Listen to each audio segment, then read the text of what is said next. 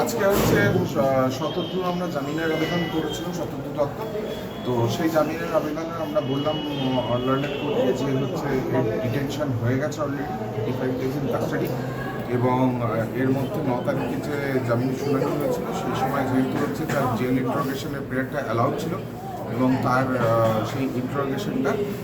In the mean Times যেহেতু court allow করে রেখেছিলেন সেই জন্য তো ইন্টারোগেশনটা অলরেডি হয়ে গেছে, এবং সেই ইন্টারোগেশনটা পরে কী ডেভেলপমেন্ট হয়েছে তার স্টেটমেন্টে গিয়েছে কোর্টকে লার্নেড কোর্টকে দেখতে,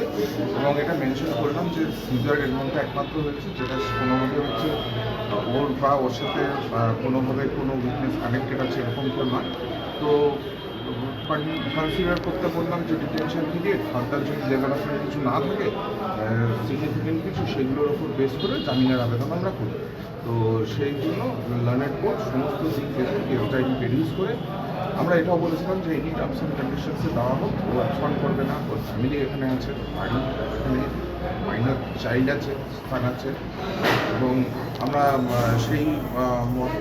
মতে লার্নেড কোর্ট আজকে বেল দেয় 10,000 ইন্টারিম বেল, 10,000 টু সিওরিটিস 1 লোকাল, আর কিছু কন্ডিশনস আমরা ইম্পোজ করেছি।